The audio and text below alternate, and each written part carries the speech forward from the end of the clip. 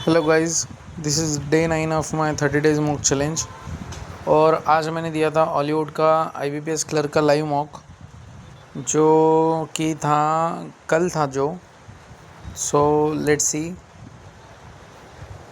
तो देख सकते कि जो लाइव मॉक था, I have attempted 76, I have attempted 89 question and 76 are of those are right. 13 गलत हो गया। मेरा परसेंटाइल था 80 का। I know I can do better. Logical reasoning में मैंने 33 अटेम्प्ट किए थे, इसमें 31 राइट थे मेरे। या इंग्लिश में मेरे 8 गलत हो गए थे, और क्वांट में भी मेरे 3 गलत हो गए। क्वांट में मेरा स्कोर बहुत गंदा था, क्योंकि इतना कम स्कोर मेरे को जनरली आता नहीं है उसमें। So this is all about day 9।